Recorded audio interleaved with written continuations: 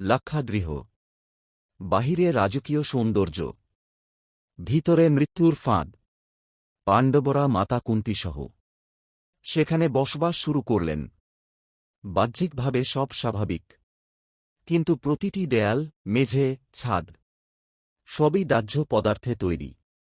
দুর্যোধনের লোকেরা সুযোগের অপেক্ষায়, কিন্তু বিদুরের গোপন সতর্কবার্তা। যুধিষ্ঠির ভুলে যাননি।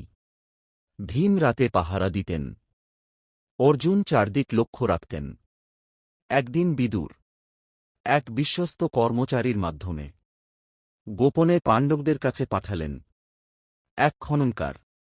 রাতের অন্ধকারে ভীম মাটির নিচে গোপন সুড়ঙ্গ খুঁড়তে শুরু করলেন। লাক্ষাগৃহ থেকে ঘন অরণ্যের দিকে।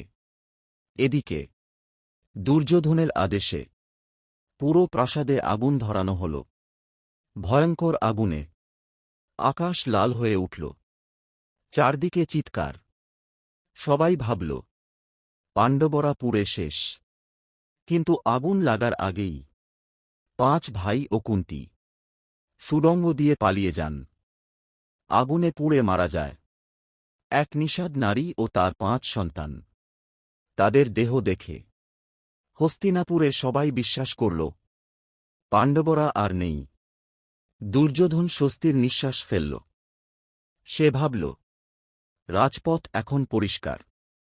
কিন্তু অরণ্যের গভীরে নতুন এক অধ্যায় শুরু হল।